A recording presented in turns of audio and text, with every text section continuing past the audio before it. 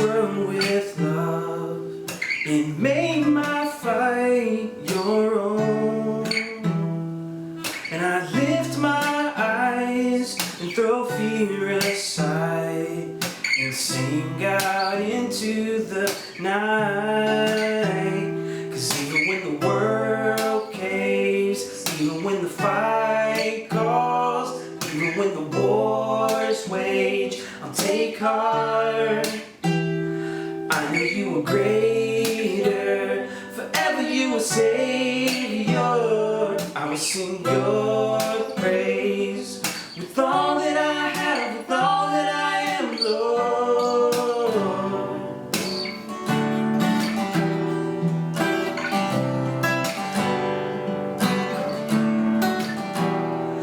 I'll stare down the waves, 'cause you own the tide.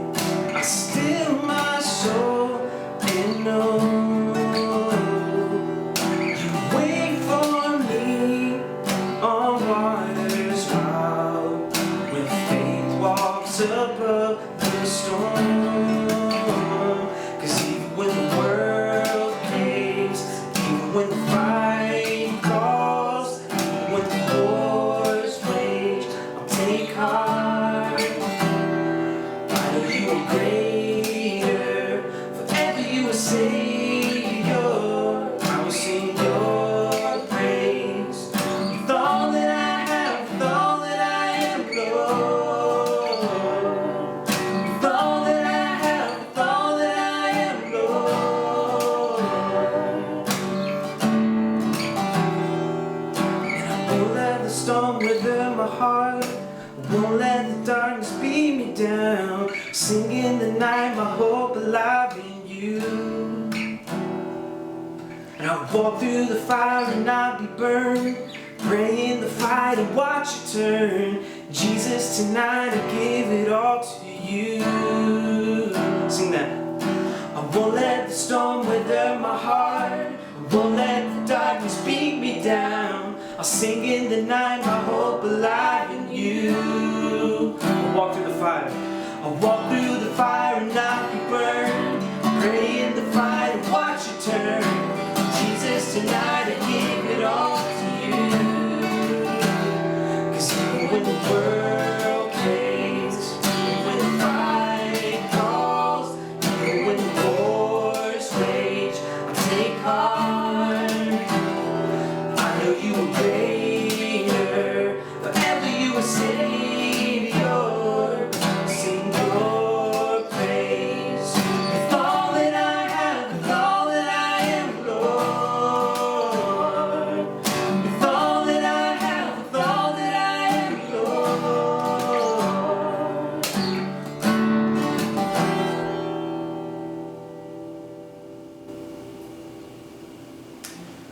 God, I pray in this time that as we go into the message, that you would speak to us now. Tell us how you want us to love those around us better. Teach us how you want us to have a heart more like you. Ask all these things in your name. Amen. Fusion. Yeah, I'm so happy to be with you this week, and so I'm excited to do this final week of the You Effect series. This has been a really challenging series for me, thinking about my influence on the world and how, as Christians, we can influence the world, going from what my effect is individually to like how we can change things as sort of a small group and going forward. So I want to ask you this. Have you ever heard of the phrase cause and effect? Right? Have you heard that phrase? You've probably heard it somewhere, maybe even in like math class or maybe in English class, somewhere where we talk about cause and effect, or science even. So it's basically when one thing happens as a result of a different thing happening.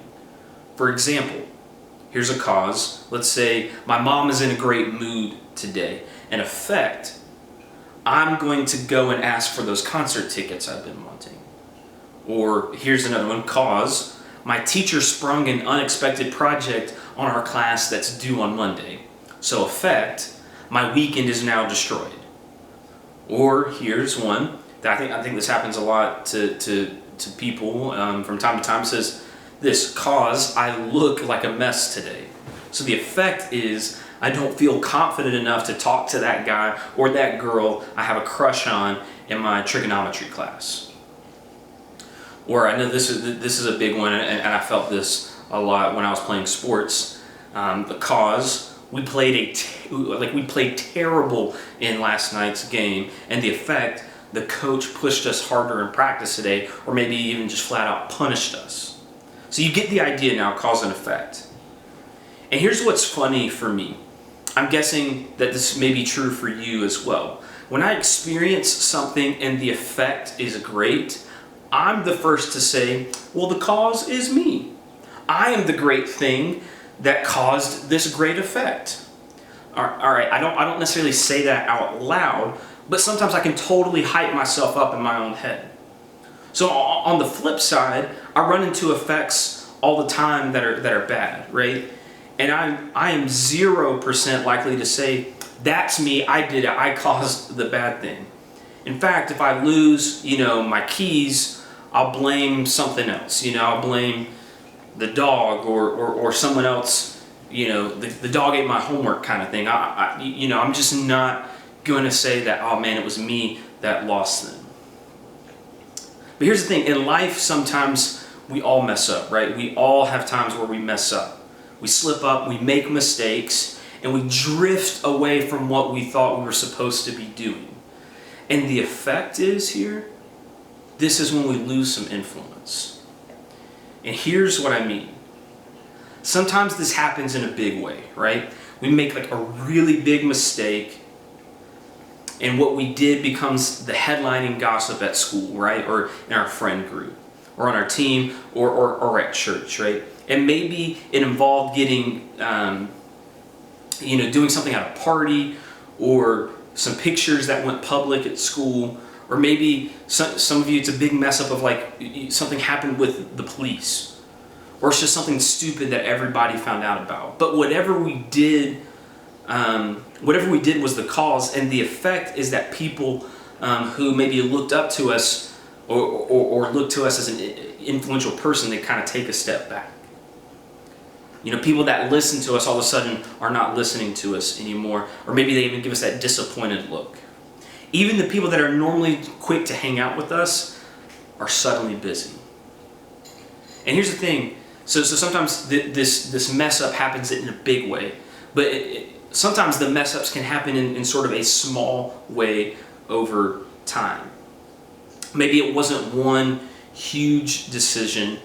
Maybe it was a series of small decisions, small changes in our friend group, one-time things that turned into all the time things until we're suddenly a different person and we're seen differently, right? So sometimes we have these big moments and we have these sort of small moments where we can just over time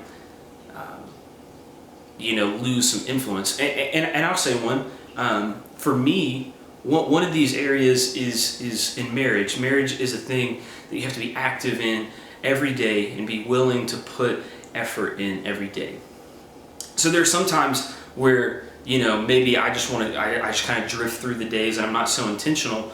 Well, it's, small things day by day, but then maybe at the end of a week or at the end of the month, Cindy might say, hey, like, I don't feel cared for this week, or I don't feel loved. And there wasn't necessarily one big thing, but it was a lot of little small things over time. And I'm like, oh man, you're right. Like, I didn't do this here, I didn't do this here, I didn't do this here. And while they all may seem small, but when you add them up, they show maybe a bigger picture. And so then you kind of have to really change your actions and to be repentant and ask for forgiveness. So here's the thing. How we treat people can increase or decrease the effect we have on the lives of others, right? Over time, if those interactions are negative, people will stop trusting us or stop wanting to be around us. And as a result, we can lose our positive effect on people slowly over time. Before we even realize it, our relationships have changed, and we can end up feeling that we can't ever get back what was lost. And here's the thing, losing influence happens to all of us. Because none of us are perfect. We all make decisions that can create distance between us and those around us, right? And when that happens, nearly all of us tell ourselves the same thing. That's it. The story's over. We mess up, do something stupid, people find out, and here's the thing, we decide maybe we're not going to go back to church next week, or we're going to stay quiet in small group, or you might even ghost your friend group for a couple of weeks. You just kind of stick your head down, mind your own business, and not really talk. And more often than not, 1 week turns into 2 weeks turn into 2 months, and before long we start telling ourselves, I used to be a church person, a God person, or a small group person, but that's not me now. I'm not going to have influence or be a person that changes someone's life because of Jesus. And here's the thing, you might say, maybe I once was a person with a positive effect, positive you effect on the people around me, but that's just not who I am anymore. If that's you, you aren't the first person to feel this way. The Bible is full of people who had a positive influence, lost it, and they were so sure that their story was over. And this week we're going to look at a woman whose influence nearly hit rock bottom. And her culture, we all know this in the culture that the Bible was in, women already had less influence than men. They were seen as property, and people believed they had very little value. And in this case, this woman made some pretty bad decisions that led her to lose what little influence she had. Her encounter with Jesus was recorded by Luke, a physician and a researcher who spent time with people who knew Jesus, and he wrote down their stories. So this particular account begins with a dinner invitation. This is in Luke chapter 7, this is verse 36. When one of the Pharisees invited Jesus to have dinner with him, he went to the Pharisee's house and he reclined at the table. So for context, Pharisees were Jewish leaders who were dedicated to following Jewish religious customs. And because of that, they were confident that they could have a positive effect on others. They were so confident, in fact, that they honestly looked down on others who seemed to have less influence. So with that in mind, here's what happened next. This is, again, Luke chapter 7, this is 37 and 38. A woman in that town who lived a sinful life learned that Jesus was eating at the Pharisee's house. So she came there with an alabaster jar of perfume. As she stood behind him at his feet, weeping, she began to wet his feet with her tears. Then she wiped them with her hair, kissed them, and poured perfume on them. Now here's the thing. This might sound weird, but foot washing was very common in that time. Imagine spending all day walking on a dirt road with sandals. Everyone's feet would be nasty, right? Like we've all been to summer camp where we're just wearing sandals outside, and at the end of the day, we just look down and our feet are just gross. So it wasn't unusual to wash your feet when you came into someone's home. What was different about this situation was that this woman wasn't using water, but an expensive jar of perfume. This was about more than clean feet. This was honestly, it was like an act of worship. And the Pharisee, they immediately had thoughts about this. This is what it says in verse 39. When the Pharisees who had invited him saw this, he said to himself, if this man were a prophet, he would know who is touching him and what kind of woman she is, that she is a sinner. The thing is, the Pharisee had Jesus all wrong, right? Like he was just imagining that Jesus was like them, like the Pharisees. He thought Jesus would back away from being touched by a sinful woman, right? When in reality, this was the exact kind of people that Jesus was looking for, was here and on this earth for. And honestly, these were the kind of people that were drawn to Jesus. He preferred it this way. People with no influence were drawn to Jesus. People who were sinners were drawn to Jesus. And people who had negatively affected others were drawn to Jesus. The woman knew that she had a bad reputation, right? And no influence or respect within this group. But that's what drove her to Jesus' feet.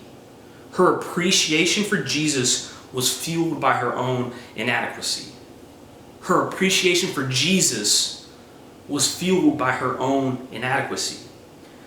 She didn't hide from Jesus because she didn't measure up, right? Instead, she got close to him and she worshiped him. She didn't just run, she got down on her feet and worshiped at Jesus. And then Jesus tells the story and it goes on. Then he turned to the woman and said to Simon, who was one of the disciples, "Do you see this woman? I came into your house. You did not give me any water for my feet, but she wet my feet with her tears and wiped them with her hair. You did not give me a kiss, but this woman, from the time I entered, has not stopped kissing my feet. You did not put oil on my head, but she has poured perfume on my feet. Therefore I tell you, her many sins have been forgiven, as her great love has shown. But whoever has been forgiven little, loves little." So then Jesus said to her, "Your sins are forgiven." Simon looked at this woman and probably saw her as nothing. But when Jesus looked at her, he saw something completely different. He saw potential, and he saw purpose, and he saw that a positive effect could be just what a positive effect could happen in her future. See, up until this point, the cause and effect of the woman's life looked like this. Cause, she was a sinner. Effect, people looked down on her and thought negatively about her. But this was the cause and effect of Jesus' response to her. All right, so hear this. The cause, Jesus loved her. And the effect was Jesus forgave her and gave her a new start. So here's the thing. Guys, what we're about to go through in the rest of the sermon is super important. So I want you guys to key in and really listen. No matter what you've done, or how bad of a person you think you are, or how people may see you because of what you've done, you are loved by Jesus. You are loved by Jesus. And you are free to love him back. You don't need to get it together, make up for anything, or try to be good until you can hang out with Jesus. In fact, what's incredible about Jesus' encounter with this woman is afterwards she had more influence than she could have ever imagined. To be clear, her story has been told and she has been used as an example of faith for thousands of years. Her you effect may have once been almost nothing and been almost, depleted at zero. But it became bigger than she could have ever imagined. Because of her decision to take a step towards Jesus, her story was redeemed through Jesus. Her lost influence, lost reputation, and lost standing weren't lost forever. So let's think of it this way. Because of Jesus, we can change the effect we have on others. Because of Jesus, we can change the effect we have on others. Just like this woman in the story, our mistakes don't have to erase the potential we have for a positive impact. Jesus has always been about new starts and do-overs. Jesus isn't just about second chances, third chances, fourth chances, fifth chances. He talks about forgiving 70 times 7. So he's saying almost unlimited. He's like, I'm going to give you chance after chance because I love you. So maybe you're sitting at home or wherever you're watching this video and you're feeling like you relate to the story because you've made some bad decisions or bad choices. Or you just assumed that your bad decisions meant you weren't the kind of person that God wanted to use, right? Or maybe you feel like you've made decisions that have caused you to lose your influence on the people around you. And you're thinking, sure, God forgives, but people still talk, right? Can you even change that? Either way, here are a few steps you can take to change directions. Here's the first thing you need to do. You need to reflect.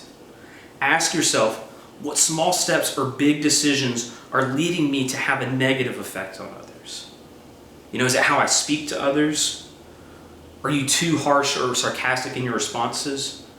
Maybe you're getting drunk, or you're using drugs, that friends have kind of talked you into. Or maybe you're making impulsive decisions that are just borderline reckless.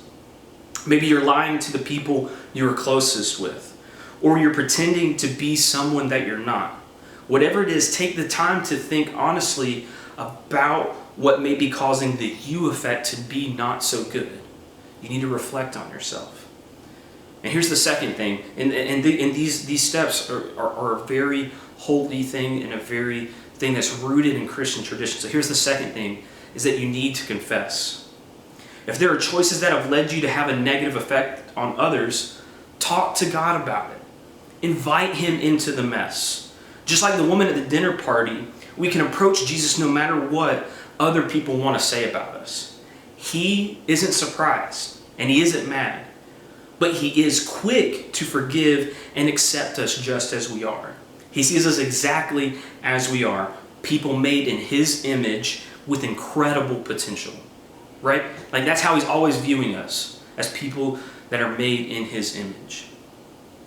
So you may want to talk to an adult about some of these past decisions as well.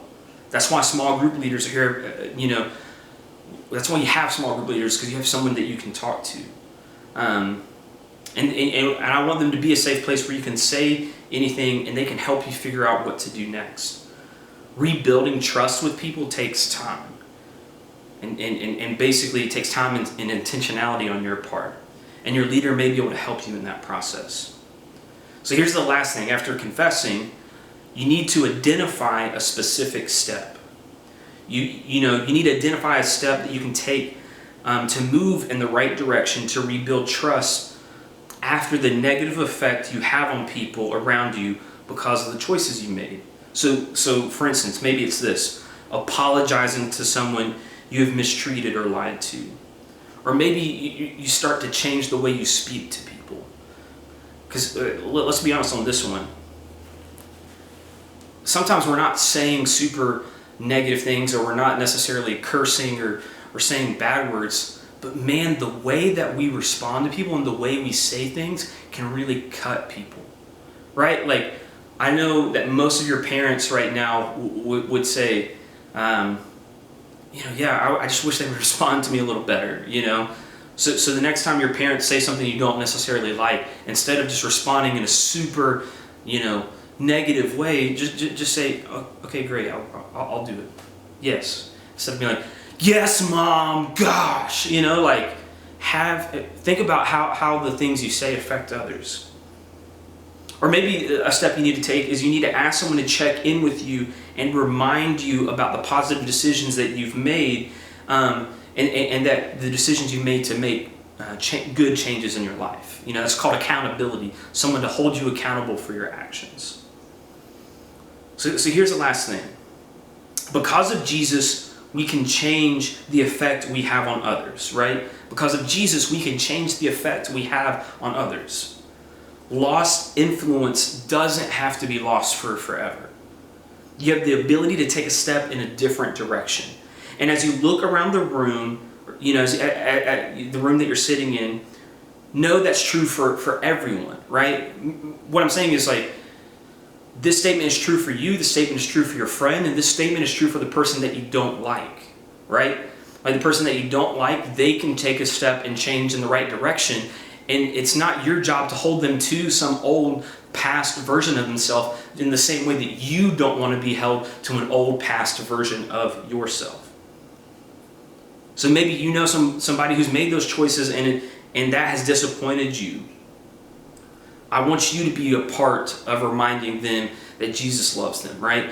And then you're kind of putting the thing out into the world that you want to see. You're being the change. And the truth of all of this is this: all of us mess up sometimes. I mess up sometimes. Your small group leaders mess up sometimes. Your parents mess up sometimes.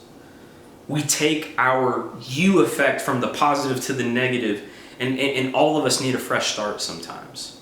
And when that happens, we're all tempted to sometimes give up, to just kind of walk away from it, or maybe just assume that story or that era is over. And when that happens, but Jesus does one thing when this happens. He makes this so clear. Nobody in the room gets to say the story is over. Nobody gets to say that the story is over but him. And when we take a step towards him, he invites us to get up instead of give up, right? He invites us to get up instead of give up, and to change the effect one step at a time. So I want you guys to really hear this today, because I think this is really important for all of us, that we think that we start to take one step in a negative direction where we're not really paying attention. And then, like I said, it's 2 steps, it's 3 steps, and then before you know it, it's sort of a pattern, and we feel stuck in this pattern. But you can change. Jesus is right here in front of you and saying, I love you just the way you are. But here's the thing. Jesus loves us so much. He loves us the way we are, but he also loves us so much that he doesn't want to leave us the way we are. Hear that difference. He loves us just the way we are, but he loves us so much that he's not going to leave us the way we are.